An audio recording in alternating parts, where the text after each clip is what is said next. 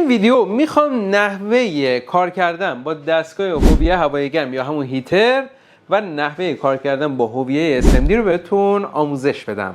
با من همراه باشید. سلام دوستان، علی عباسی هستم، مربی دورهای تعمیرات موبایل. اومدیم با یک جلسه آموزشی دیگه در مورد نحوه کارکرد با دستگاه هیتر و هویه SMD. خیلی‌ها سوال میپرسن در مورد دستگاه هیتر که برای برداشتن یک قطعه از چه باد و دمایی استفاده بکنیم یا اینکه دمایی که باید برای هویه در نظر داشته باشیم چقدره. فقط یه نکته‌ای هست که باید بهش اشاره کنم، اینه که اگر قرار بود که روی یک مقدار ثابتی این پارامترها تنظیم بشن، کارخونه اینها رو متغیر نمی ساخت.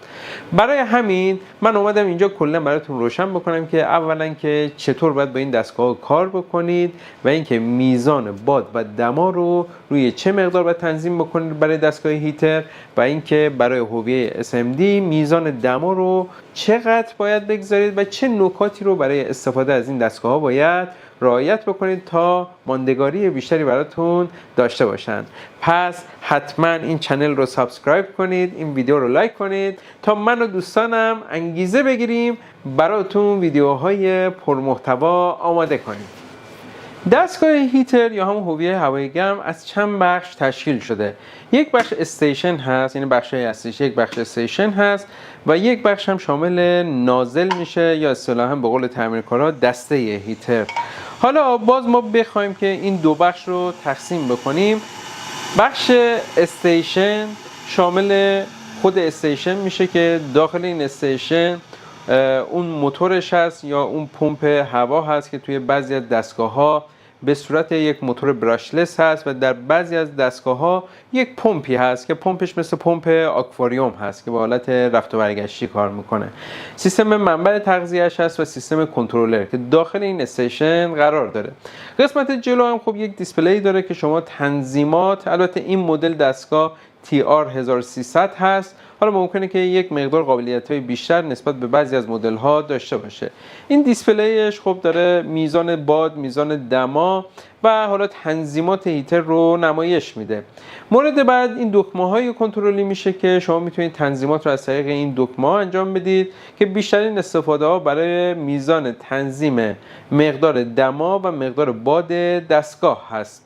مورد بعدی این شلنگ هست که انتقال باد از این شلنگ اتفاق میفته و در داخل این شلنگ هم دست سیم مربوط به حالا این نازل رد میشه که حالا اون دست سیم شامل حالا ولتاژ مربوط به المنتی که داخل این نازل هست و سنسورهایی که داخل این در واقع نازل هست. یعنی معمولا 2 تا سیم برای اون نازل میره و 3 تا سیم هم برای کنترل المنت میره. البته این هیترها متفاوتن، حالا مثلا ممکنه که 3 سیم، 5 سیم یا 6 سیمه باشن، ولی کلیتش برای کنترل این دو مورد میرن. در بعضی از هیترها مثل هیتر سوگون 8650 هم یه سری دکمه ها روی دسته نازل گذاشتن که اون دکمه ها برای حالا کم و زیاد کردن میزان دما و برای خاموش روشن کردنش هست استفاده میشه.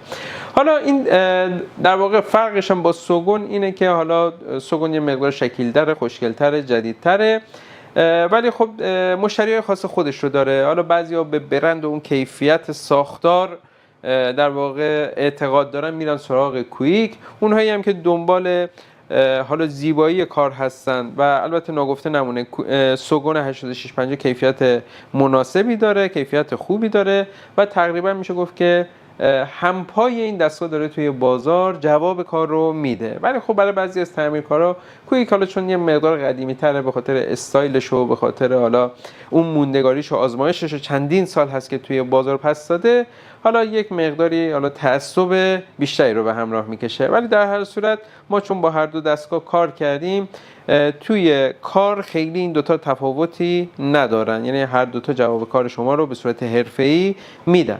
خب دوستان عزیز من، بریم سراغ میزان تنظیمات باد و دما که چقدر باید بشه.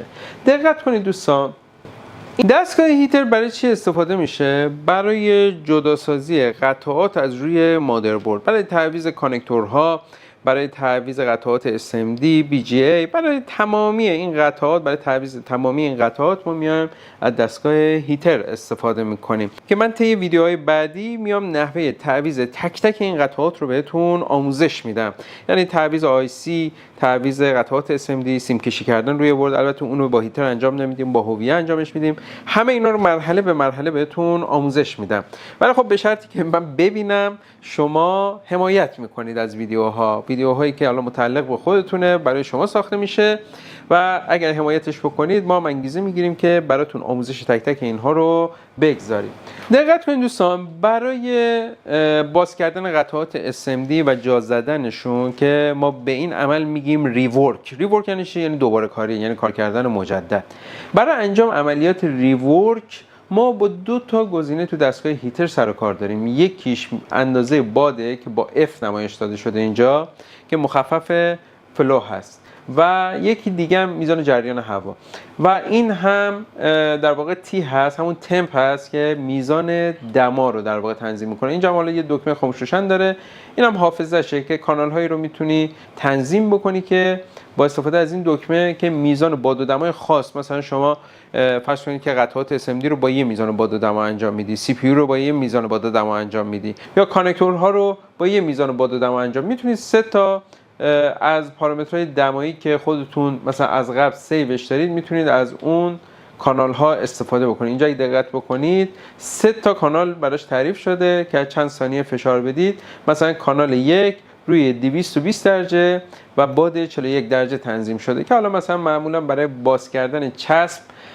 از این میزان باد و دما استفاده میشه برای IC های چسبی. یا مثلا کانال 2 360 45 خب، یا برای نصب بعضی از IC ها، یا اینجا 310 46 هست برای مثلا کار کردن با خمیر قلب، مثلا 138 برای کانکتورها مثلا از این باد و دما. حالا مثلا سیف شده این از قبل. حالا من خودم هر سری جدا جدا تنظیم میکنم، یادم میره چون از قدیم با هیتر کار میکردیم این دکمه رو نداشت، من گاهی یادم میره که از کانال یا حافظه استفاده بکنم. توی بعضی از دستگاه‌ها کانال 1 2 3 تا دکمه مجزا داره، ولی اینو بعد چند ثانیه فشار بدی.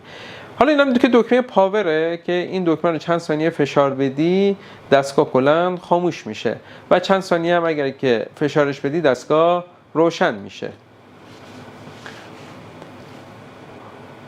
حالا بعد از اینکه روشن شد شما میتونی حالا میزان باد و دمای دلخواهت رو تنظیم بکنی. اینجا میزان دما کم و زیاد میشه، اینجا میزان باد کم و زیاد میشه که حالا این دستگاه 0 تا 70 میزان بادش هست، از 100 تا 500 هم میزان دماش هست. اینجا دقت کنید ماکسیمم دمایی که میتونه بده روی هیترش 500 درجه است. خب البته بعضی از دستگاه‌ها کنترل خیلی دقیق ندارن، یعنی تا 600 700 درجه هم میزان دما ممکنه تو بعضیا بره. تو بعضی دستگاه انقدر میزان دما میتونه زیاد بشه که اصلا دسته نازل سرخ بشه که معمولا اونا دستگاه ارزون قیمت هستن که حالا این سیستم‌های کنترلی رو نداره. البته پارامترهای دیگه هم داره، منوهای دیگه هم داره که با کلید ترکیبی وارد اون منو میشه که حالا خودش ویدیو مفصل میخواد در مورد نحوه تنظیم کردنش. کافیه که کلیدهای ترکیبی رو داشته باشی، F منفی و T منفی، اینجا وارد منوی مخفی میشه که شما میتونید یک سری تنظیمات و کالیبراسیون رو از طریق این منو انجامش بدید که حالا 2 به 2 این کلیدها با هم دیگه متفاوت هست. حالا اون رو میذاریم توی ویدیو به صورت اختصاصی با هم دیگه بررسی میکنیم، کلیدهای ترکیبی که وارد منوی مخفی میشه. میزان باد باید به حدی باشه که گرما به همه جای قطعه برسه و قطعه از جاش پرت نشه و میزان دما باید به حدی باشه که قطعه رو بتونه باز بکنه یا نصب بکنه و اینکه قطعه رو نسوزونه یا برد ما رو نسوزونه. خب این که یه چیز کلی شد، این قانون کلیه، ما باید از کل به جز وارد بشیم. پس این میتونه متغیر باشه بسته به نوع قطعه‌ای که داریم کار میکنیم، بسته به حساسیت اون قطعه‌ای که داریم کار میکنیم، بسته به لوکیشنی که حتی داریم کار میکنیم. ممکنه که شما یه جایی کار کنید دم پنجره باشه، پنجره هم تو زمستون باشه در باز باشه، یا یه جایی باشه دم باد کولر باشه، یا یه جایی باشه که مثلا محیط بسته باشه، کلا محیط خفه باشه.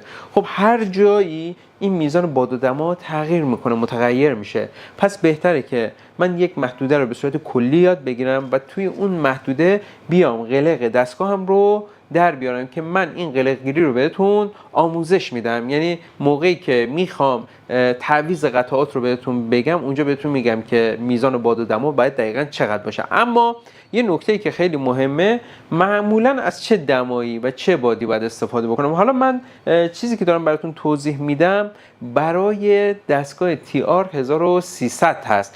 البته شما میتونید مثلا اگر که کویک 861 سوگون 8620 8630 8650 استفاده میکنید، میتونید از محدوده دمایی که دارم برای این دستگاه میگم الگو بگیرید. یا بعضی از دستگاه هستن میزان دما و اینا رو فیک مینویسن، یا بعضی از دستگاه هستن دیسپلی ندارن. دستگاهایی که قدیمی هستن برای تعمیرات موبایل من خیلی توصیه نمی کنم، مثل جورداک 952، مثل کویک 700. حالا بعضی الان میان پیام میدن کویک سلطان، کویک فلانه. دوستان عزیزم، ما با همون دستگاه کار کردیم. خودم یه زمانی با کویک 857 کار میکردم، با کویک 706 کار میکردم، با جورداک 952 دهه 80 اوایل دهه 80 باش کار میکردم. ولی اون دستگاه دیگه قدیمی شدن. شما رو نسل جدید دستگاه انقدر قطعات نازک و باریک و حساس طراحی میشن، حتما نیاز به یک همچین دستگاهی دارید که بتونه با کمترین خطا قطعه رو بتونید ریورکش رو انجام بدید. حالا اصطلاحاً میگن که باد این دستگاه چرخشیه. دوستان باد که خب به چرخش در میاد، اصطلاحاً ورتکس هست باد این دستگاه. شما توی حالا کاتالوگ اون دستگاه برید بخونید، مثلا نوشته ورتکس حالا همون حالت باد چرخشیه. چه اتفاقی میفته؟ باد به حالت چرخش در میاد داخل این نازل و اون چرخشه باعث میشه که خیلی از هیترها ورتکسن ها، ولی منظور از چرخش نهایی باده. چرخش نهایی باعث میشه که گرما مستقیما به قطعه نخوره. بذارید بهتون نشون بدم دقیقاً منظورشون چیه. این هیتر ما این قسمت هولدر مربوط به نازل کنده شده، اینجا شکسته، میبینید این شکسته، مجبورم با دنباریک درش بیارم. در صورتی که دورش یک نازلی هست که شما این نازل رو میتونید با این قسمت استیشن، یعنی با این قسمت استند، با این قسمت استند که حالت یو داره میتونید درش بیارید. حالا بهتون نشون میدم به چه صورت. نکنید دوستان، اینجا اگر که دقت کنید حتی باد زیاده، بادش رو کم کنید. میتونستم روی یکی از کانال ها اینو بذارم که دمایش پایین باشه. میام روی کمترین دمایی که تنظیم میشه 100 درجه است. خب روی 100 درجه تنظیم میکنیم. اینجا اگر که دقت بکنید میبینید که اینجا یه حالت چرخشی داره، اومده باد رو به حالت چرخش در میاره، یعنی باد رو میچرخونه. دوستان من، باد رو میچرخونه این مدل نازل.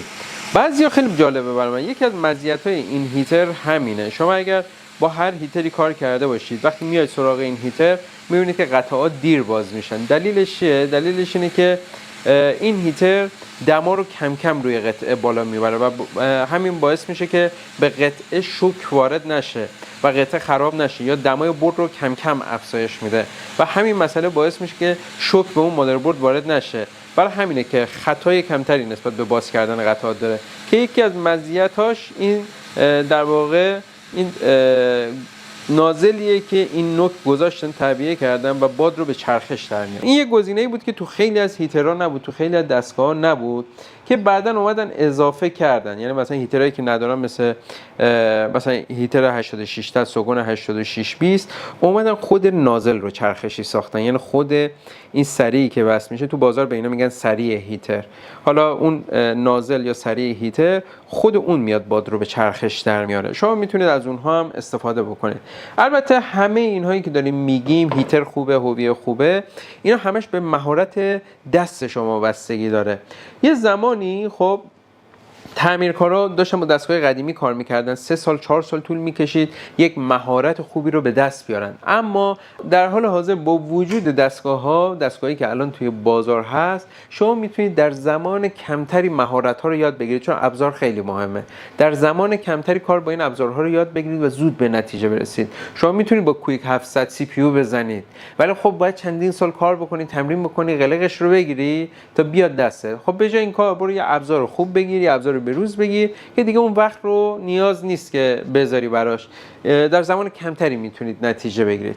خب دوستان من بذارید من این رو هم وصلش بکنم. این حالا وصل کردن نازلش هست که حالا نازل رو همونجور که دیدید اگر که من بخوام جداش هم بکنم به این شکل، موقعی که گرمه اینجا اگه دقت بکنید از قسمت پشتش نشونش بدم، اینجا زوم کنید، اینجا نازل رو توی این قسمت قرار میدم و میکشم.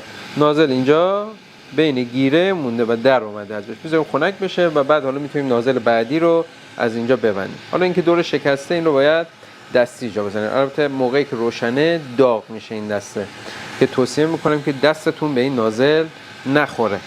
خب دوستان من، پس این نکته رو الان من اینجا متوجه شدم. میزان باد و دما رو باید بر اساس موقعیتی که نیاز داریم تنظیم بکنیم. حالا نکته‌ای که به صورت کلی میخوام در مورد میزان تنظیمات و باد و دما بگم به این شکله.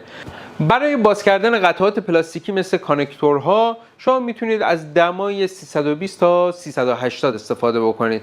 حالا البته من خودم برای اینکه سریعتر کار پیش بره از دمای 400 درجه هم استفاده میکنم. این بستگی باز به مهارت شما داره. سرعت دست، حرکت دست، تمام اینها تاثیر داره که سرعت دست باید یه مقدار زیادتر بشه که گرما برد رو نسوزونه.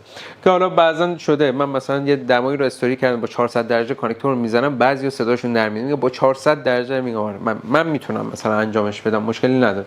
چون ما از زمان قدیم با دستگاهی کار کردیم که الان کسی بخواد با اون دستگاه کار بکنه برد و سوراخ میکنه رسما. محدوده تعویض آیسی ها معمولا از 350 360 شروع میشه تا 380 400 درجه. بس اصطلاحا ما میگیم به چغر بودن اون آیسی روی برد و حساس بودنش. مثلا یه آیسی هایی مثل هارد سی پی یو اینا که حساسیت خیلی زیادی به گرما دارن، اینا معمولا دمای بین 370 تا 380 درجه کارشون انجام میشه.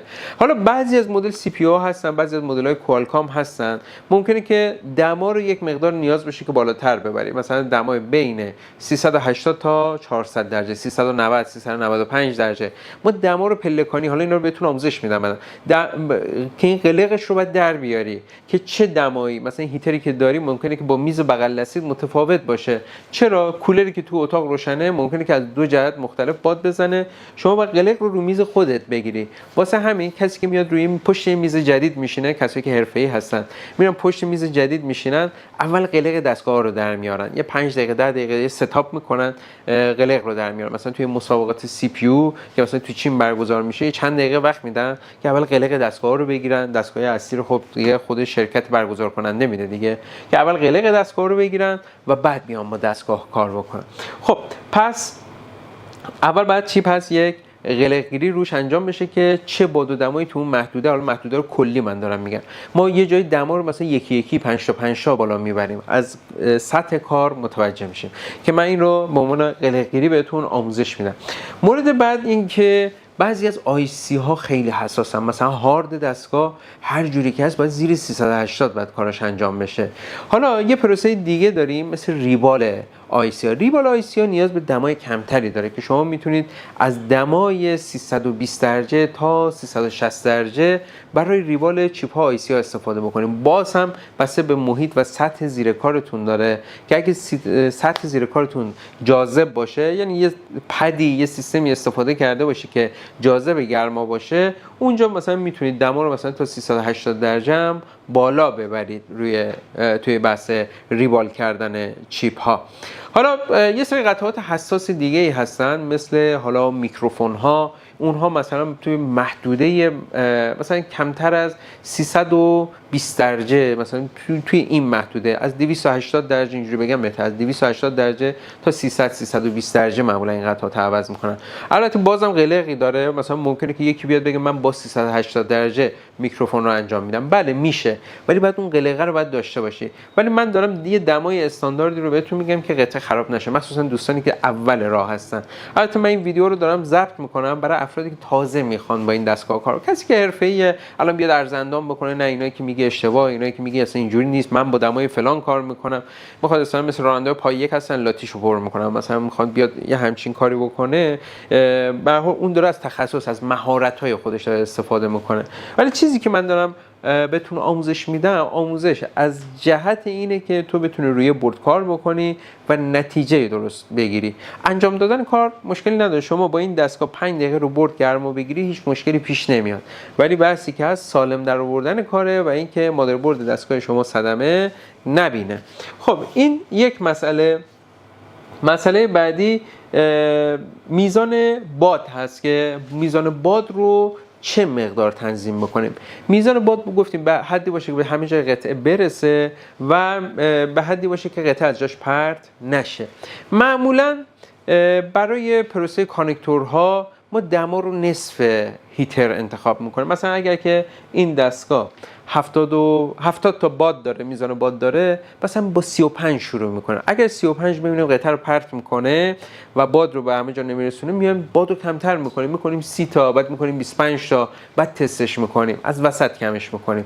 اگر یه آی سی رو میخوام از اولش نصب بکنیم، اولش با یه باد کم شروع میکنیم. مثلا اگر این محدودش 70 تاه، شما میای از باد مثلا 20 تا یا 30 تا شروع میکنی روی این دستگاه، باد رو میتونی مثلا تا 35 40 تا برسونی. یه جایی هست میخوای چسب آیسی، دور آیسی رو بتراشی، ها، که برای اینکه بتونی به صورت یک نواخت گرما رو به تمام جای آیسی برسونی یا برد رو گرم بکنی، شما میتونی اینجا باد رو، چون قطعه‌ای که پرت نمیشه، میتونی باد رو یک مقداری بیشتر بذاری. دوستان عزیز من، همیشه یادتون باشه این نکته اساسیه، بالاترین باد و کمترین دما بهینه کار ماست.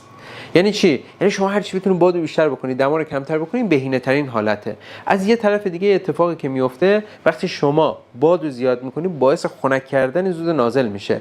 یعنی مثلا روی دما اگه همیشه جواب میگرفتی، باد رو بخوای بیشتر از اون حد قبلی بکنی، میزان دما رو باید یه 2 پله افزایش بدی. البته این مسئله روی دستگاه حرفه‌ای مثلا این مدل کویک TR1300 محسوس نیست، ولی رو بقیه هیترها چرا؟ چون این دستگاه میزان بادش رو که تغییر میده، یواشکی تو بک‌گراندش گرما رو هم یه مقدارش افزایش میده، کالیبره میکنه با گرما.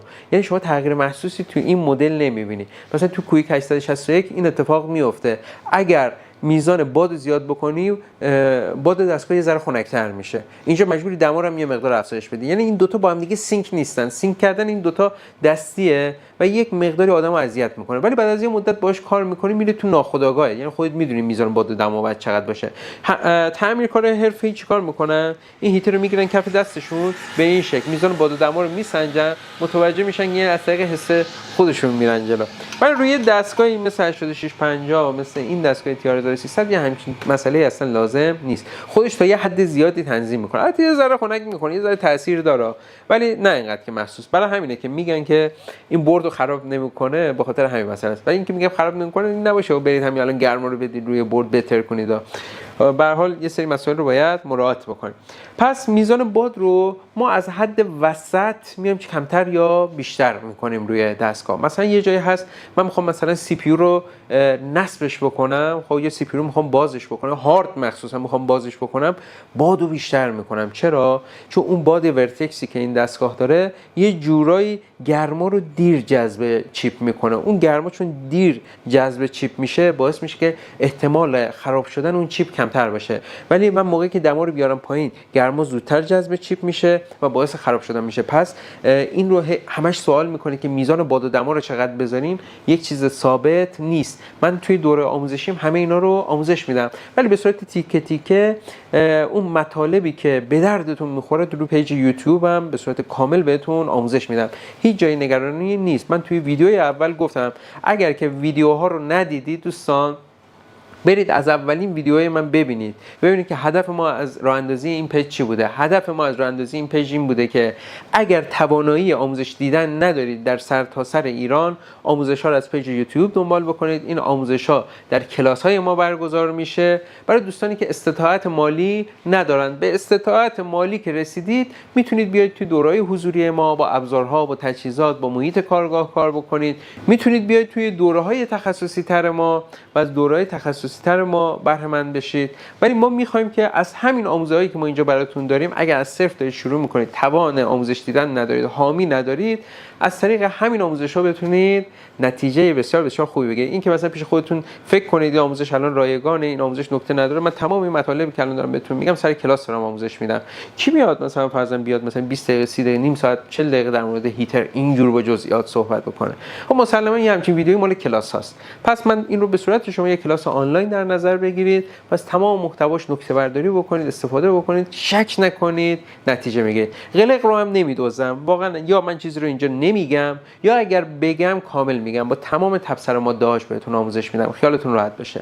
پس متوجه شدیم میزان باد این دستگاه باید به حدی تنظیم بشه که چی قطعه رو پرت نکنه، گرما به همه جاش برسه. یه جا هم نکته در نظر بگیریم، مثلا کانکتور رو می‌خوایم بزنیم، ما معمولا رو باد زیاد کار رو انجام میدیم. خب یه چسب رو می‌خوایم باز بکنیم، پس اینو گفتم یا با باد زیاد. سی پی یو رو می‌خوایم مثلا نصب بکنیم، میایم اول با باد کم و بعد با باد زیاد که سی پی یو قشنگ بشینه. خب یه سری نکات دیگه هست که اونها رو حین کار با این دستگاه من توضیح میدم. این حالا نکاتی بود برای میزان تنظیم باد و دما. حالا بریم سراغ هویه اسمبلی. در مورد هویه هم یه سری توضیحات بدم، ولی خب هویه به اندازه هیتر انقدر توضیحات نداره. دوستان اینجا دقت کنید، من اینجا دو تا دستگاه هویه دارم، یه دونه سوگون تی 16 دارم، یه دونه سوگون تی 26. هویه میز کار منه، دارم باشون کار میکنم. شما هویه‌های مختلفی میتونید بگیرید که توی این دو تا کاتگوری قرار بگیرن، یعنی توی این دو تا دسته قرار بگیرن. شما مثلا میتونید یه هویه تی 12 برید بخرید، خب تی 12 X، تی 12 D، که البته تی 12 X یک مشکل بزرگی که داره، نوک زیاد میسوزونه که ما حالا برای مجموعه‌مون خریدیم، معمولا قیمتش هم یه ذره ارزون تره، ولی خب حتما با از فروشنده معتبر خرید بکنید. اگه دارید دستگاه تی 12 می‌خرید، تی 16 آزمایشش رو پس داده، فوق العاده است، مثلا نوک رو تا چند سال برات نگه می‌داره. حالا بسته به استفادت داره دیگه، نوک خراب بشه خب دیگه کارش نمیشه کرد. سوگون تی 26 هم امتحانش رو پس داده و جزء دستگاه حرفه‌ای. جفت این دستگاه حرفه‌ای رو به بالا هستن. مثلا تی 12 مثلا جزء دستگاه حرفه‌ای سطح پایین هست، ولی این دستگاه حرفه‌ای مثلا رو به بالا هستن. مثلا این یه خورده متوسطه ولی این حرفه‌ای. بعد دیگه حرفه‌ای تر از این مدل مثلا میشه تی 36. باز تی 36 هم خوبه که ما از این هویه برای عملیات میکرو سولدرینگ استفاده میکنیم، یعنی لایم‌کاری‌های خیلی ریز. از این دستگاه هم برای لایم‌کاری‌های یک مقدار داره. شما میتونی میکرو سولدرینگت هم با این انجام بده، یعنی اگر خواستی هویه‌ای بخری، اگر پول داری و در حد متوسط این، اگه پول خیلی زیاد داری اینو بخر. اینجا اگر دقت بکنید هویه تی 16 اینجا حالا یه تی 12 نوشته. تی 12 حالا منظورش اینه که نوک تی 12 میخوره، ولی به نوکاشون میگن نوک تی 210.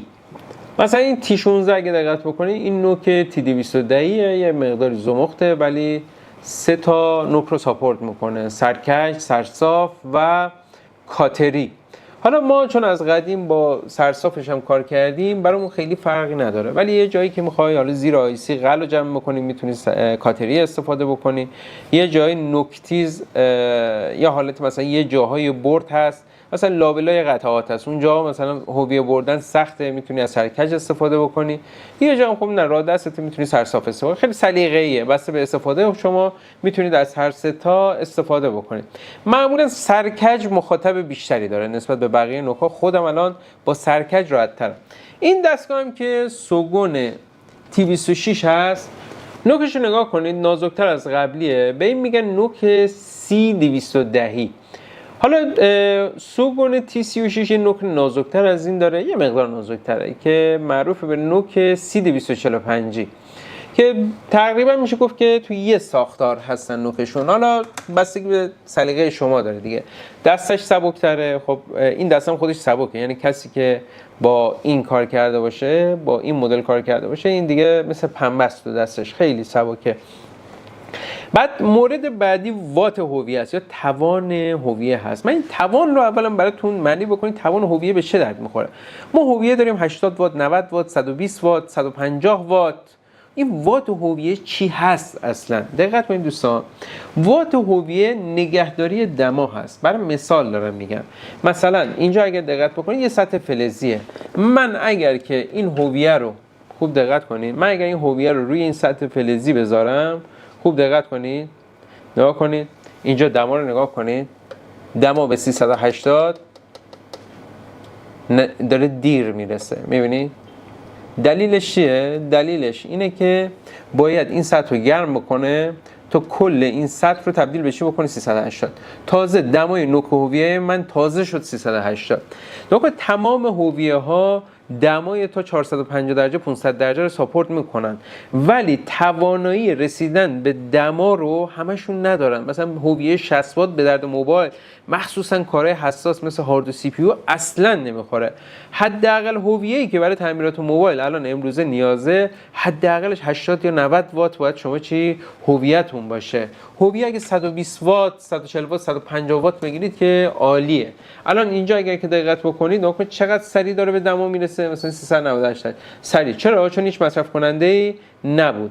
ولی اگر که من این رو به اینجا میچسبوندم، خب اگر که این گزینه رو به اینجا میچسبوندم، الان که خب دمای نوک هویه رو داره نشون میده، اگر میچسبوندمش اینجا اون موقع اینقدر سریع به دما نمیرسید، یه مقداری طول میکشید.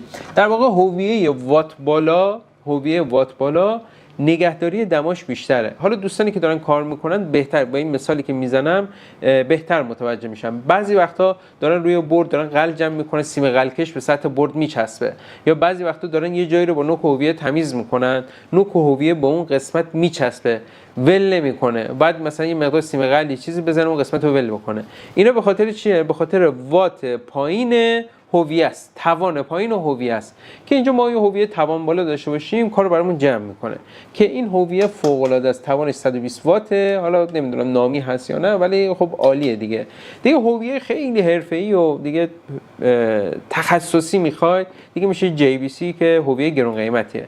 لحاظ ما خیلی لحاظ خروجی خیلی خوبه ها، نمیگیم مثلا تغییر برای تعمیر کار حرفه‌ای تغییرش محسوس است، ولی کسی که داره اولین بار تازه داره کار میکنه انقدر یا کسی که داشته با این کار میکرده بیاد اینو بخره تغییر محسوس متوجه میشه. ولی کسی که با این کار کرده، یعنی با این مدل کار کرده، یه چیز 2 برابر قیمتی حرفه‌ای تر میخواد میره JVC رو میخره. ولی من همیشه اینو میگم تا اینو نخریدی باش کار نکردی نرو اون گنده رو بخر. ابزار اصلا یکی از جذابیتاش اینه که پله پله ابزارات رو آپدیت بکنی. موقعی که میری ته ابزار همون اول در میاری حرفه‌ای ترین ابزار میخره، خوبه ها نمیگیم بده، خب ولی انگار دیگه جذابیت از بین میره و اون موقع یه اعتیادی پیدا میکنی، هی تون میری ابزارهای جدید میخری ببینی که ابزارهای جدید چی دارن توی بازار. سعی کنی که ابزاری که خریدید، حالا من اون موقعی که این دستگاه رو خریدم T36 هنوز نیومده بود تو بازار، بالاترین دستگاه سوگم بود، بالاترین مدلش بود که توی بازار اومده بود، من خریدم. ولی وقتی میبینم کارم رو راه میندازه دیگه نمیرم هزینه بکنم برای T36، میگم خب همین داره کار من راه میندازه، مگر اینکه یه روزی این مشکل دار بشه یا اینو بذارم برای یه میز دیگه، بعد موقع برای میز خودم میرم آپدیت ترینش رو میخرم. ولی اعتیاد پیدا نکنید توی خرید ابزار. خب پس من الان توان و هویه رو براتون توضیح دادم چیه. خب دوستان دقت کنید، هویه دیگه چیز خاصی نداره. اینجا اگه دقت بکنید مثل همون دستگاه هیتر ما اینجا کانال تعریف شده براشون که شما میتونید حافظه تعیین بکنید، چون هویه فقط یه دما داره دوستان، چیز دیگه ای نداره. خب اینجا 3 تا کانال شما میتونید ذخیره بکنید که مثلا 3 تا دمای مختلف داشته باشید برای هویه هاتون، مثلا کانال 1 2 3. روی این دستگاه هم همینطور کانال 1 2 3 تا کانال میتونید داشته باشید و با این 2 تا دکمه میتونید میزان دما رو بالا و پایین ببرید. اینجا اگه دقت کنید میزان دما الان مثلا داره میره بالا و میزان دما رو میتونید بیارید پایین. خب اینجا میزان دما رو میتونی ببری بالا، میزان دما رو با این فلش میتونی بیاری پایین.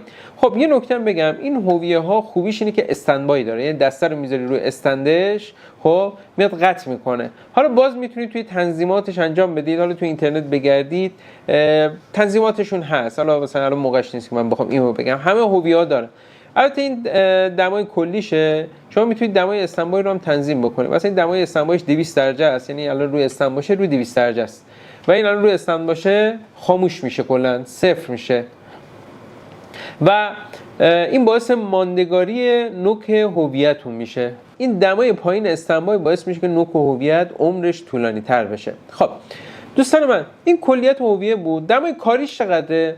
معمولا هویه هرچی وات بالاتر باشه بهتره، خب چون ماندگاری دماش بیشتره ما دمای کاری مثلا همین هویه که داریم دمای کاریمون از 350 درجه است. این سولدرینگ هایی که میخوایم انجام بدیم از 300 تا مثلا اگر روی فلت رو میخوایم سیم کشی بکنیم جای خیلی حساس نازک مثلا بین 280 تا 350 میذاریم. خب ولی بخوایم زیر آی سی تمیز بکنیم 350 تا 410 420 بسته به اون جنس قلعی داره که زیر آی سی باشه.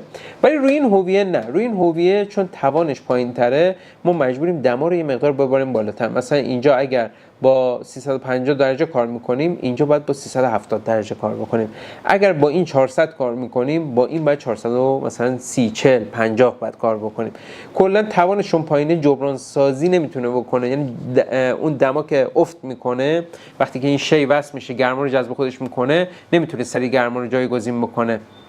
برای همین خب چون توانش پایینه برای همین مجبور گرما رو ببری بالا. خب که گرمای مثلا 450 که داره وقتی به این جسم میخوره مثلا روی 370 مثلا تاثیرگذار باشه چون دما رو میکشه دیگه، تا بخواد جبران سازی بکنه طول میکشه. پس تو اینا برای جبران سازی مجبوری که دما رو ببری بالا، ولی تو اینها نه مجبور نیستی. برای همینه که هویه وات بالا خوبیش به خاطر همینه که باعث میشه بردت صدمه نبینه. مثلا یه جایی داری لیم کاری میکنی درست نزدیک گرانده، خب تو مجبوری دما رو درون بذاری رو 450 درجه ممکنه قطعات دیگر خراب بکنه، ولی نه این میبینی که با همون 200 درجه کار خودش رو انجام میده، با 250 درجه 350 درجه کار خودش رو انجام میده. خب دوستان عزیز من هویه دیگه توضیحات خاص دیگه ای نداره، حالا فقط میشه مثلا منوی تنظیماتش و اینا که دیگه حالا توی کاتالوگاشون هست. حالا اگرم که متقاضی داشت من توی کامنت ها بنویسید، اگه مثلا در مورد تنظیماتش نکته خاصی مد نظرتون بود بگید، من در موردش صحبت میکنم. خب دوستان من توی ویدیوی بعدی سعی میکنم که بریم سراغ سولدرینگ و سولدرینگ رو بهتون آموزش بدم. دوستان عزیزم همونطور که دیدید به صورت کاملا مفصل اومدیم در مورد هیتر هویه صحبت کردیم که هیچ حرف و حدیث در موردش نمونه. اگر که سوالی داشتید توی کامنت ها بپرسید، من پاسخگوی سوالات شما هستم. دوستان عزیزم خیلی مفصل در مورد هیتر هویه صحبت کردیم، نذاشتم حالا تمام تلاشم این بوده که جای سوالی براتون باقی نمونه. حتما بازم تاکید میکنم حمایت بکنید از ویدیوهای این چنل، سابسکرایب کنید، لایک کنید تا انگیزه‌ای باشه برای ادامه دادن ما. دوستتون دارم، عاشقتونم، خدا نگهدار.